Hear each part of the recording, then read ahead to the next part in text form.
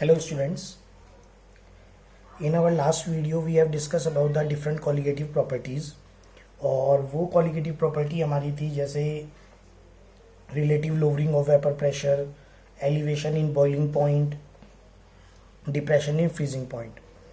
Last colligative property discuss करते हैं जो कि हमारी है ऑस्मोटिक प्रेशर, है ना। तो इस कॉलिगेटिव प्रॉपर्टी को डिस्कस करने से पहले हम पहले कुछ टर्म्स डिस्कस कर लेते हैं। जैसे हमारा एक प्रोसेस था डिफ्यूज़न, है ना। डिफ्यूज़न आप क्या पढ़ते थे? डिफ्यूज़न में हम पढ़ते थे movement of particles from high concentration to low concentration. जब आपके पार्टिकल का मूवमेंट होता है हाई कंसंट्रेशन से लो कंसंट्रेशन की तरफ, तब आप उस प्रोसेस को क्या कहते हो? तब हम उस प्रोसेस को कहते हैं डिफ्यूजन। इसी से मिलता जुलता हमारा एक प्रोसेस और है जिसे आप क्या कहते हो? जिसे हम कहते हैं ऑस्मोसिस। तो अगर हम ऑस्मोसिस को डिफाइन करना चाहें तो हम ऑस्मोसिस को क्या डिफाइन करेंगे? ऑस्मोसिस को आप डिफाइन करते हो movement of solvent from low concentration to high concentration through semi permeable membrane. Semi permeable membrane के थ्रू आपका सॉल्वेंट का मूवमेंट लो कंसंट्रेशन से हाई कंसंट्रेशन की तरफ, उसे आप क्या कहते हो? ऑस्मोसिस कहते हो। एग्जांपल समझ लो। सपोज करो मेरे पास एक ये कंटेनर है, इस कंटेनर के अंदर ये मैंने आपकी सेमी परमिएबल मेम्ब्रेन लगा दी। सेमी परमिएबल मेम्ब्रेन का मतलब हो गया that membrane which is selectively permeable. Selectively permeable मतलब वो मेम्ब्रेन जो कि हमारी स्मॉल पार्टिकल्स के लिए तो परमिएबल है, लेकिन जो लार्ज साइज के पार्टिकल्स हैं उनके लिए हमारी इम्परमिएबल है, उन्हें अपने में से पास नहीं होने देती। और अगर मैं इसे सिंपल वर्ड में कहना चाहूँ तो हम ये कह सकते हैं कि वो मेम्ब्रेन जो आपकी सॉल्वेंट के लिए तो परमिएबल है, लेकिन आपके सॉल्यूट के पार्टिकल के लिए क्या होगी? आपकी इम्परमिएबल होगी। उसे हम क्या कहेंगे? सेमी परमिएबल मेम्ब्रेन कहेंगे। क्लियर हो गया? तो ये हमारे पास सेमी परमिएबल मेम्ब्रेन हो गई। एक साइड आपने फिलअप करा हुआ है वाटर, यहाँ पर हमारा क्या फिल है? यहाँ पर आपका फिल है वाटर, और इधर की साइड हमने फिल करा हुआ है शुगर सॉल्यूशन। क्या फिल करा हुआ है? Sugar solution. तो अगर मैं आपसे कंसंट्रेशन की बात करूँ तो कंसंट्रेशन किसके लिए डिफाइन करते हो? सॉल्यूट के लिए। तो वाटर और शुगर दोनों में से किस साइड हमारा सॉल्यूट है? Sugar side. तो अगर मैं ये पूछूं कि कंसंट्रेशन किधर ज़्यादा है तो आप कहाँ कहोगे? शुगर सॉल्यूशन की तरफ कंसंट्रेशन हमारी ज़्यादा है एज कंपेयर टू वाटर, है ना। तो हमारे ऑस्मोसिस का कहना क्या है? Movement of solvent. सॉल्वेंट क्या है? दोनों साइड वाटर है, तो movement of water from low concentration to high concentration. दोनों में लो कंसंट्रेशन कहाँ है? C1, यानी कि वाटर से शुगर सॉल्यूशन की तरफ जब आपके वाटर का मूवमेंट होगा सेमी परमिएबल मेम्ब्रेन के through, then this process is known as osmosis. Clear है? अब अगर मैं आपसे ऑस्मोसिस के टाइप की बात करूं तो हमारा ऑस्मोसिस दो टाइप का, एक्सोऑस्मोसिस और दूसरा आपका होता है एंडोऑस्मोसिस। दोनों का एग्जाम्पल हमारी डेली लाइफ में है। ये मेरे पास एक कंटेनर है, इस कंटेनर के अंदर आपने क्या रख दी? इसके अंदर आपने रेजिन रख दी। क्या है ये? हमारी रेजिन, किशमिश। और ये आपका वाटर है। क्या है हमारा? ये वाटर है। ठीक है। तो अब आपने जब ये रेजिन वाटर के अंदर रखी तो आप ये ऑब्जर्व करते हो कि वो कुछ टाइम के बाद स्वेल हो जाती है। क्यों जाती है स्वेल? बाहर क्या प्रेजेंट है? वाटर प्रेजेंट है। रेजिन के अंदर, रेजिन मीठी होती है ना, किशमिश मीठी होती है, तो इसका मतलब है रेजिन के अंदर हमारा क्या प्रेजेंट है? इसके अंदर हमारा प्रेजेंट है शुगर सॉल्यूशन। थोड़ा चिपचिपा होता है, मतलब कंसंट्रेशन बहुत ज़्यादा है। तो अंदर तो शुगर सॉल्यूशन है, बाहर आपका वाटर है। क्लियर हो गया? दोनों में से कहाँ पर कंसंट्रेशन कम है? वाटर में कंसंट्रेशन कम है। हमारा ऑस्मोसिस का कहना क्या है, movement of water from low concentration to high. तो यहां से यहां पर लगातार आपके क्या होने लगेगा, वाटर का मूवमेंट होने लगेगा। वाटर कहाँ जा रहा है, सेल के अंदर जा रहा है, that's why we called it endosmosis. Movement of water from outside the cell to inside the cell, outside the cell to inside the cell. ठीक है ना, मैंने इस पूरी रेजिन को क्या मान लिया, एक सेल मान लिया। तो बाहर से अंदर की तरफ अगर मेरा वाटर जा रहा है, सॉल्वेंट का मूवमेंट हो रहा है, तो हम उसे क्या कहेंगे, एंडोऑस्मोसिस कहेंगे। मैंने आपका क्या कहा, ये आपके पास एक कंटेनर था जिसमें आपने क्या रख दिया, जिसमें आपने ग्रेप रख दिया। अब ग्रेप के अंदर भी, ग्रेप भी तो मीठा होता है, तो इसके अंदर भी हमारा क्या प्रेजेंट है, शुगर सॉल्यूशन प्रेजेंट है, लेकिन वो उतना चिपचिपा नहीं होता जितना रेजिन में है, तो मतलब इसकी कंसंट्रेशन कम है। बाहर आपने क्या रख दिया, बाहर आपने हाईली कंसंट्रेटेड शुगर सॉल्यूशन रख दिया। मतलब बाहर की जो शुगर की कंसंट्रेशन है वो अंदर वाली शुगर कंसंट्रेशन से ज़्यादा है। तो ऑस्मोसिस में क्या है, movement of water from low to high. तो लो टू हाई मतलब ग्रेप के अंदर से ग्रेप के बाहर क्या होने लगेगा, वाटर का मूवमेंट होने लगेगा। तो ये ग्रेप हमारा क्या हो जाएगा, श्रिंक हो जाएगा। तो मूवमेंट कहाँ से कहाँ हो रहा है, मूवमेंट हो रहा है from inside the cell to outside the cell. Cell के अंदर से बाहर की तरफ आपका मूवमेंट हो रहा है, that's why we called it the exosmosis. तो एग्जांपल समझ में आया, endosmosis movement of solvent from outside the cell to inside the cell through semi permeable membrane. Exosmosis movement of solvent from inside the cell to outside the cell through semi permeable membrane, exosmosis. Clear हो गया। तो आपको osmosis क्या है, कितने type का है, ये तो समझ में आ गया। बात करते हैं ऑस्मोटिक प्रेशर, क्योंकि कॉलिगेटिव प्रॉपर्टी तो हमारी ऑस्मोटिक प्रेशर थी ना। अब आपने क्या कहा, मैं फिर दोबारा से ऑस्मोसिस का डायग्राम बना रहा हूं। ये मेरे पास कंटेनर था, इस कंटेनर के अंदर ये आपकी सेमी परमिएबल मेम्ब्रेन हो गई। यहां पर हमारा क्या फिल था, यहां पर आपका वाटर फिल था। यहाँ पर आपने क्या फिल करा हुआ था, यहाँ पर हमने शुगर का सॉल्यूशन फिल करा हुआ था। तो सबसे पहली डेफिनेशन समझना, जब सेमी परमिएबल मेम्ब्रेन से आप इन दोनों को सेपरेट करोगे तो हमारे वाटर का मूवमेंट, सॉल्वेंट का मूवमेंट लो कंसंट्रेशन से हाई कंसंट्रेशन की तरफ होने लगेगा। क्लियर हो गया। और इस प्रोसेस को हम क्या कहते हैं, इस प्रोसेस को हम कहते हैं ऑस्मोसिस। जब लगातार हमारे वाटर का मूवमेंट होगा तो इस साइड हमारे नंबर ऑफ पार्टिकल्स आपके क्या होंगे, बढ़ जाएंगे। जब आपके नंबर ऑफ पार्टिकल्स आपके बढ़ जाएंगे तो नंबर ऑफ पार्टिकल्स के बढ़ने की वजह से उन पार्टिकल का वॉल पे कोलिजन वो भी तो ज़्यादा हो जाएगा। तो क्या होगा, एक एक्स्ट्रा प्रेशर डेवलप होगा, that extra pressure is known as osmotic pressure. तो हमारी पहली डेफिनेशन क्या है, pressure develop due to osmosis. आपके ऑस्मोसिस की वजह से जो भी एक्स्ट्रा प्रेशर डेवलप हो रहा है हम उसे क्या कह रहे हैं, हम उसे कहते हैं ऑस्मोटिक प्रेशर कहते हैं। दूसरा, ये सेमी परमिएबल मेम्ब्रेन है, मेम्ब्रेन के दोनों साइड आपके क्या प्रेजेंट है, वाटर मॉलिक्यूल प्रेजेंट है।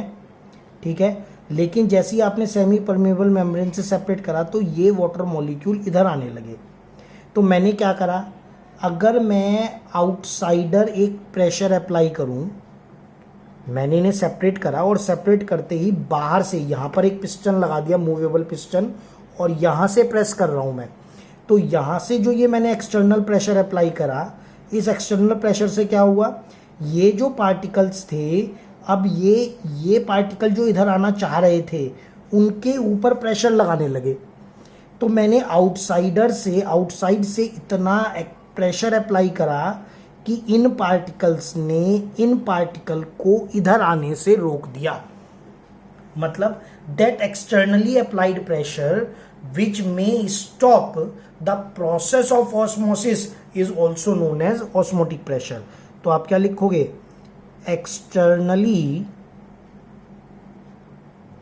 applied pressure which may stop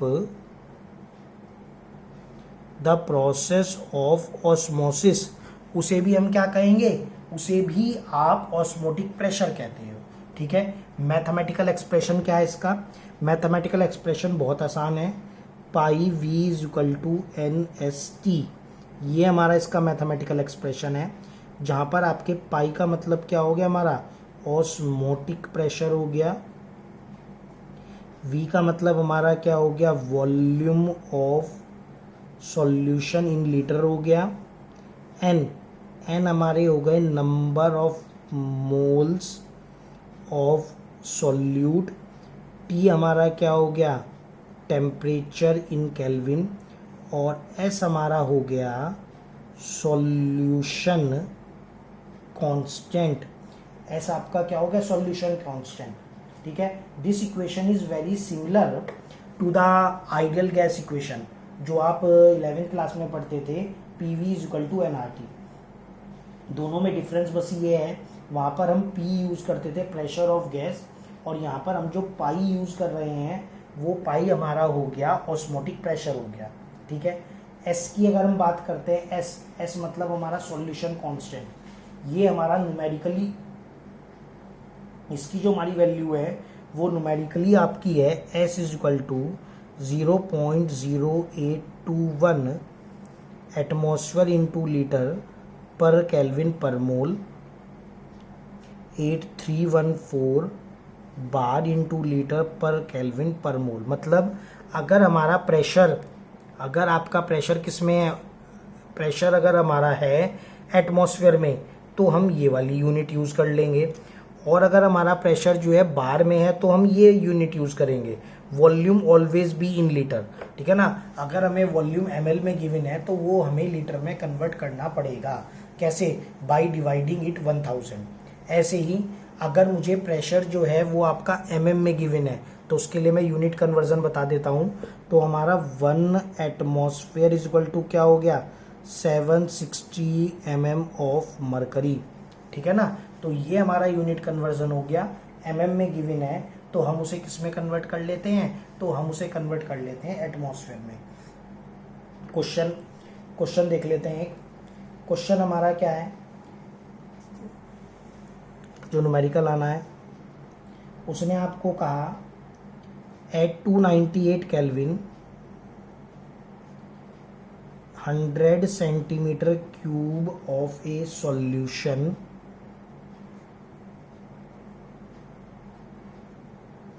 containing 3.022 gram of an unknown solute exhibit an osmotic pressure of 2.55 atmosphere. Calculate molecular mass. ठीक है, हमें मॉलिकुलर मास कैलकुलेट करना है, तो हमारी ऑस्मोटिक प्रेशर की इक्वेशन क्या है, pi V is equal to N S T. N क्या है, हमारे नंबर ऑफ मोल्स है, मैंने नंबर ऑफ मोल्स को ओपन करके लिख लिया, तो pi V is equal to W upon capital M S T, मुझे एम निकालना था, तो एम क्या हो गया हमारा, W S T divided by pi upon V. Value रख लेते हैं, मास कितना दिया हुआ है 3.022 ग्राम, एस की वैल्यू क्योंकि प्रेशर मुझे एटमॉस्फेयर में गिवन है तो 0.0821, temperature always be in kelvin 298 kelvin divided by osmotic pressure 2.55, V is the volume in litre, 100 centimetre cube given है, हमें पता है 1 litre is equal to 1000 CC, यहाँ पर ये 100 लीटर में कन्वर्ट करने के लिए 1000 से डिवाइड करोगे तो ये ऊपर आ गया, और यहाँ से आपका मॉलिकुलर मास आ जाएगा 288.02, जिसे हम 288 ग्राम पर मोल लेट कर लेंगे। कॉन्सेप्ट समझ में आ गया, नहीं आ गया? ठीक है, सिंपल सा है, कैलकुलेशन है, बस हमें ध्यान क्या रखना है, हमारी जो मिस्टेक हो सकती है वो आपकी पाई की वैल्यू रखने में हो सकती है या वॉल्यूम की वैल्यू, ठीक है ना। Volume always be in litre, अगर वो आपको लीटर में गिवन नहीं है तो you have to convert it into litre. Osmotic pressure की वैल्यू या तो हमारी एटमॉस्फेयर में होगी या बार में होगी। अगर हमें कोई और यूनिट गिवन है तो we have to convert it into the atmosphere और बार, ठीक है। अब इसी में हम एक टर्मिनोलॉजी और पढ़ लेते हैं। नेक्स्ट टर्म हमारी है आइसोटोनिक सॉल्यूशन।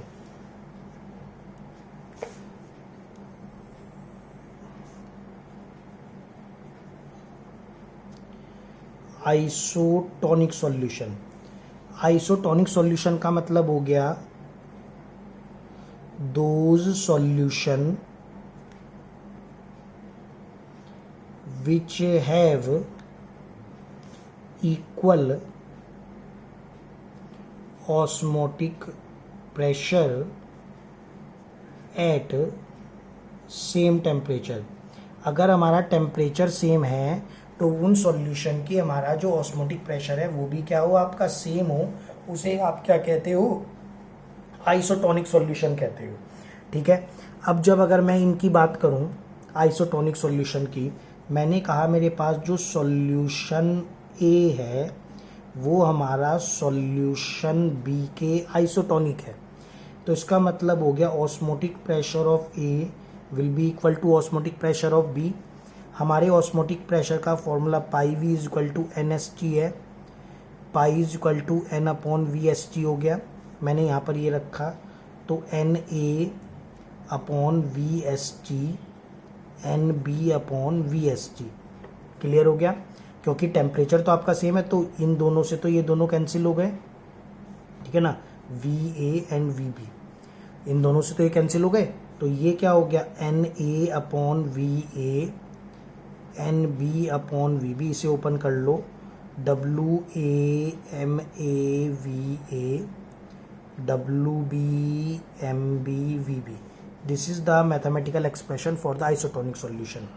अगर मैं यहाँ से इन दोनों को टर्मिना एक्सप्लेन करूँ तो number of moles divided by volume तो कंसंट्रेशन कहोगे, तो आप इसे क्या कह सकते हो, C A is equal to C B, मतलब ये हमारी कंसंट्रेशन भी क्या हो गई, इक्वल हो गई।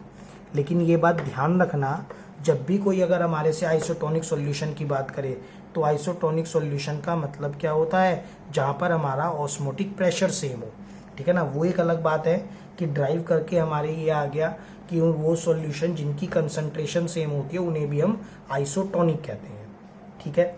अब अगर मैं आपके ऑस्मोटिक प्रेशर की बात करूं, है ना, मूवमेंट की बात करूं, तो मूवमेंट अगर हम बात करते हैं तो ऑस्मोसिस को हम ये भी डिफाइन कर सकते हैं, movement of solvent from low osmotic pressure to high osmotic pressure through semi permeable membrane। Semi permeable membrane के थ्रू लो से हाई की तरफ अगर जा रहा है तब आप उसे क्या कहोगे, तब हम उसे कहेंगे ये ऑस्मोसिस कहेंगे, ठीक है। हमारा जो ब्लड है, जो आपका ब्लड है, ब्लड इज आइसोटोनिक विद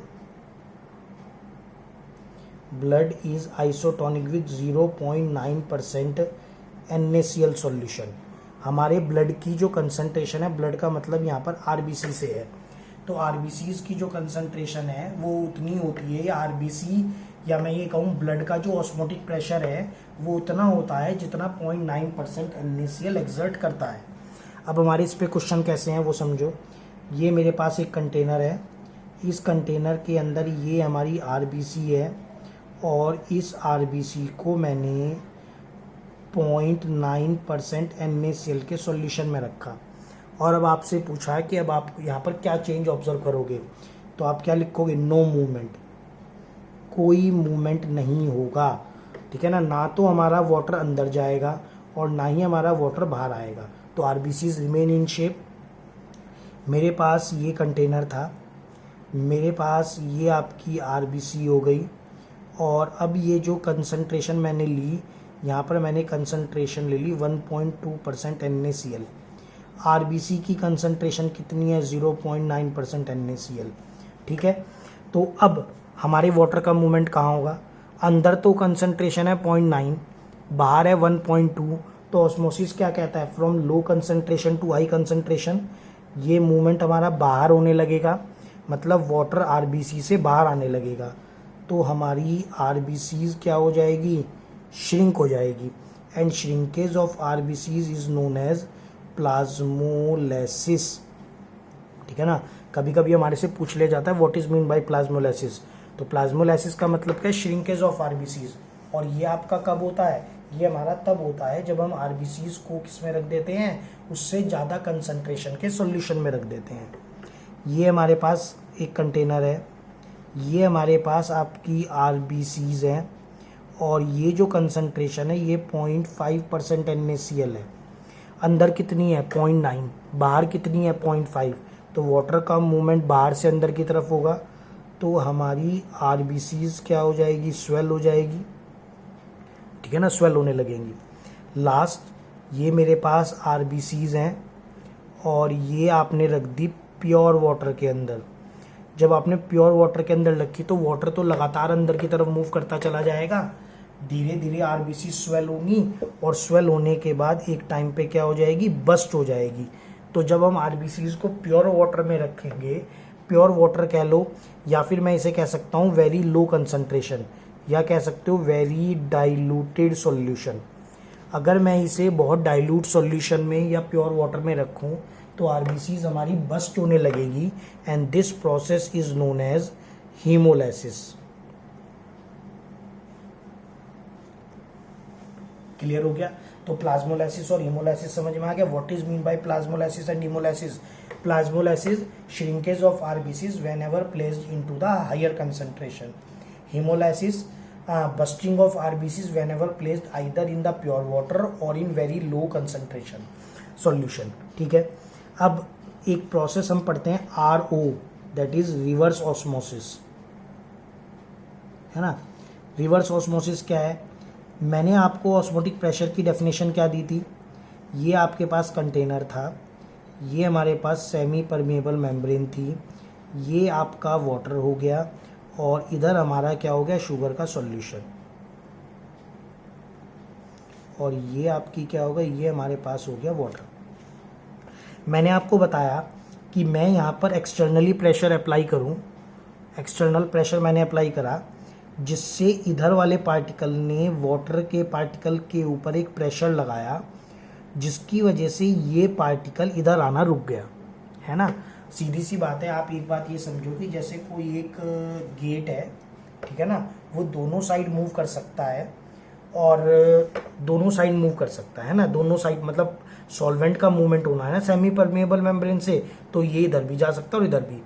अब जो पार्टिकल्स हैं वो इधर से इधर आना चाह रहे थे, मतलब आपका जो गेट है वो आपके राइट हैंड साइड की तरफ ओपन होना चाह रहा था, तो आपने क्या कहा, आपने इस राइट हैंड साइड से केवल इतना प्रेशर लगाया कि लेफ्ट हैंड साइड वाला पार्टिकल राइट हैंड साइड पे नहीं आ पाया, तो क्या होगा, गेट बिल्कुल मिडिल में आ जाएगा।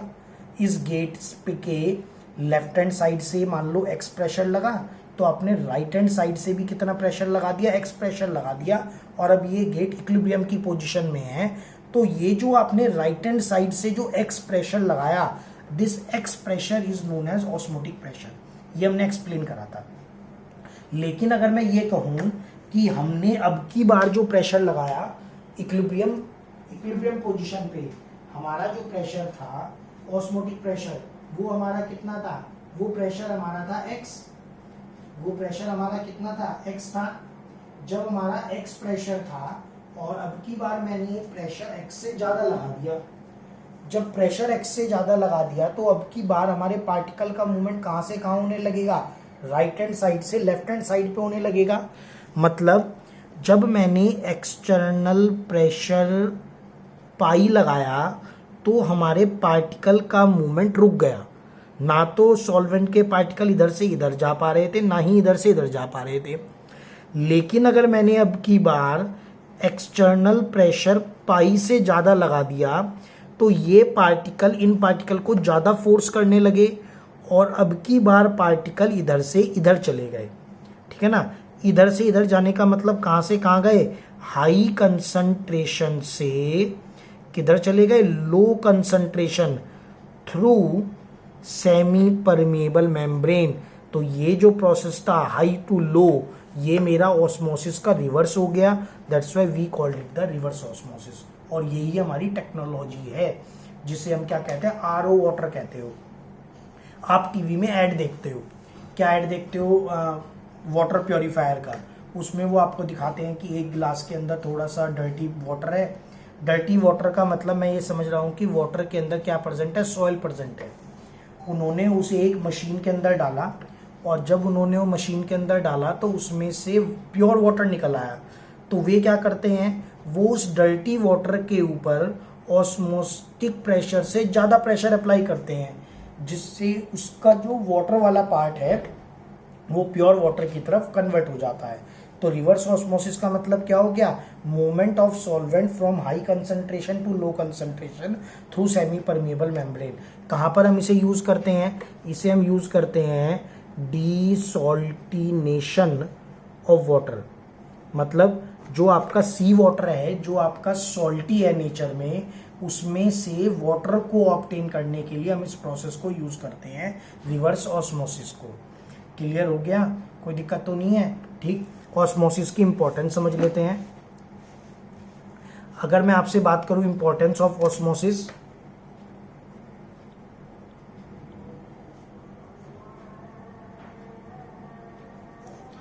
तो सबसे पहली, in our throat problem,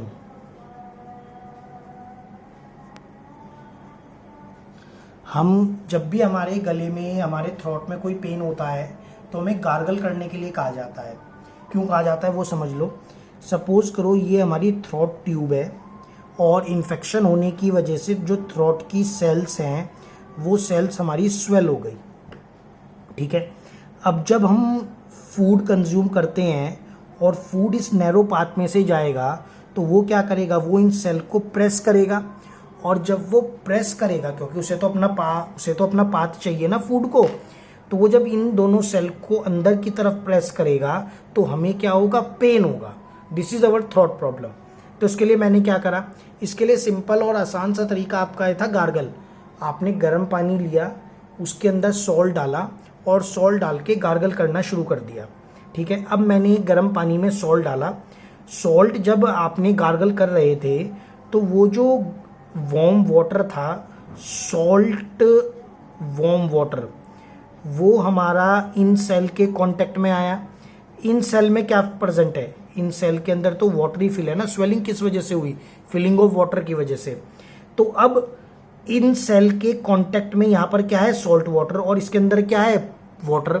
osmosis में आप क्या पढ़ते हो, movement of solvent from low to high. तो यहाँ से हमारा वाटर लगातार यहाँ पर शिफ्ट होने लगेगा। जब वाटर यहाँ पर शिफ्ट होने लगेगा तो इनकी जो थिकनेस है, अब वो थिकनेस पहले के कंपैरिजन में कम हो जाएगी, फूड को पाथ ज़्यादा मिल जाएगा। तो आप जब किसी चीज़ को स्वेलो करोगे तो उसमें पेन क्या होगा, कम होगा। This is our throat problem. Clear हो गया। सेकंड हम पढ़ते हैं इंट्रावेनस इंजेक्शन। हमारे इंजेक्शन पे दो चीज़ें लिखी होती हैं, एक लिखा होता है IM और एक लिखा होता है IV। IM का मतलब होता है इंटरमसल्स, मतलब ये इंजेक्शन आपकी बॉडी के उस पार्ट में लगाते हैं जहाँ पर आपकी मसल्स हो, जैसे कि आपका हैंड हो गया, ठीक है। तो आपकी जो है हैंड वगैरह पे आप हम लगा देते हैं तो उसे हम IM कहते हैं। IV का मतलब हो गया इंट्रावेनस, मतलब वो इंजेक्शन जो हमारी वेन्स में लगता है। तो जब हम इंट्रावेनस इंजेक्शन लगाते हैं तो हम इस बात का ध्यान रखते हैं कि इस मेडिसिन की जो कंसंट्रेशन है, वो मेडिसिन की कंसंट्रेशन क्या हो, that is isotonic with the blood. कारण सपोज करो ये मेरी आपकी वेन है और ये इसके अंदर, वेन के अंदर ब्लड था जिसमें ये RBCs है, यहाँ से मैंने मेडिसिन इंजेक्ट करी। अब हम क्या चाहते हैं कि हम तो ये चाहते हैं कि ये मेडिसिन हमारी बॉडी के पूरे पार्ट में आपकी डिस्ट्रीब्यूट हो जाए। तो बॉडी पार्ट में डिस्ट्रीब्यूट होने के लिए से ब्लड के साथ मिक्स ही तो होना है। अगर इस मेडिसिन की कंसंट्रेशन आपकी आरबीसी कितनी कंसंट्रेशन होती है 0.9%, अगर इस मेडिसिन की कंसंट्रेशन 0.9% से ज़्यादा हुई, मतलब ये यहाँ पर आ गई मेडिसिन और ये कंसंट्रेशन 0.9 से ज़्यादा हुई, तो आपके वाटर का मूवमेंट आरबीसी से बाहर की तरफ हो जाएगा, मतलब आरबीसी श्रिंक हो जाएगी। अगर कंसंट्रेशन 0.9% से कम हुई तो ये मेडिसिन आरबीसीज के अंदर चली जाएगी, आरबीसीज को स्वेल कर देगी। तो इन बोथ द केसेस हमारी आरबीसीज डिफॉर्म हो जाएगी। तो हम चाह तो कोई प्रॉब्लम, कोई डिजीज को क्योर करना रहे थे और डिजीज कोई और भी डेवलप हो गई, आरबीसीज डिफॉर्म हो गई। तो इसीलिए हमारी मेडिसिन की कंसंट्रेशन एग्जैक्टली कितनी होनी चाहिए 0.9% NaCl सॉल्यूशन। मतलब मैं इसे ये भी कह सकता हूँ कि मेडिसिन का ऑस्मोटिक प्रेशर आरबीसीज यानी कि ब्लड के ऑस्मोटिक प्रेशर के बराबर होना चाहिए, तभी हमारी वो मेडिसिन बॉडी के डिफरेंट पार्ट तक पहुंचेगी। थर्ड, हम ये कहते हैं कि जिन लोगों का हाई ब्लड प्रेशर होता है उन्हें सॉल्ट का इंटेक कम करना चाहिए। कारण क्या है, ये हमारी वेन्स हैं जिसके अंदर आपका ब्लड फ्लो कर रहा है, ये ब्लड लगातार इन वेन्स पे या आर्टरीज पे क्या लगा रहा होगा, प्रेशर लगा रहा होगा। अगर मैंने सॉल्ट का इंटेक बॉडी में बढ़ा दिया तो इंटेक बढ़ाने पे सॉल्ट की अमाउंट बढ़ जाएगी ब्लड के अंदर, मतलब ऑस्मोटिक प्रेशर और बढ़ जाएगा। ऑस्मोटिक प्रेशर बढ़ने से वो इस ब्लड वेन के ऊपर जो प्रेशर लगाएंगे अब वो पहले से ज़्यादा होगा और ये वेन्स हमारी क्या हो सकती है, बस्ट हो सकती है। तो इसीलिए हाई ब्लड प्रेशर वाले को आप क्या कहते हो, हाई ब्लड प्रेशर वाले पेशेंट के लिए सॉल्ट का इंटेक हम कम कर देते हैं। दूसरी चीज़ क्या है, अगर हमने हाई ब्लड प्रेशर वाले को आपका जो है ज़्यादा सॉल्ट दिया तो हमारे ब्लड के अंदर सॉल्ट मिक्स हो जाएगा, तो हमारी आरबीसीज क्या होने लगेगी, स्वेल होने लगेगी। तो हमारी जो बॉडी है वो बॉडी क्या हो जाएगी, आपकी फ्लपी हो जाएगी, सूज जाएगी, है ना। और तब हम इस डिजीज़ को क्या कहते हैं, then this disease is known as oedema. कोई प्रॉब्लम है, कोई दिक्कत तो नहीं है, क्लियर हो गया। तो ये हमारे आपके जो है ऑस्मोसिस के इम्पोर्टेंस थे। इसके अलावा हमारी जर्नल लाइफ के इम्पोर्टेंस क्या है, जैसे कि आप ये ऑब्जर्व करते हो कि जो ये फ्रूट वेंडर्स होते हैं ये लगातार अपने फ्रूट्स के ऊपर आपका जो है पानी का छिड़काव, वाटर स्प्रे करते रहते हैं, कारण जिससे वो फ्रेश फील हो। क्यों ऐसा करने से क्या होता है, ऐसा करने से होता ये है जब वो वाटर का स्प्रे करते हैं तो वाटर धीरे धीरे फ्रूट्स के अंदर जाने लगता है, तो फ्रूट्स की जो अपर लेयर है वो क्या रहती है, आपकी टाइट रहती है और इसीलिए वो कैसे फील होते हैं, फ्रेश फील होते हैं। This is all about the osmosis. I think मेरे ख्याल से समझ में आ गया होगा। न्यूमेरिकल इसके बहुत आसान है। एक तो न्यूमेरिकल हमारा डायरेक्ट फॉर्मूले पे है, pi V is equal to NST पे। दूसरा हमारा एक दो जो न्यूमेरिकल है वो आपके जो हैं आइसोटोनिक वाले पार्ट में हैं, वो न्यूमेरिकल्स आप लोग सॉल्व कर लेना, है ना। उसमें कोई प्रॉब्लम हो then you can inform me. Till then thank you.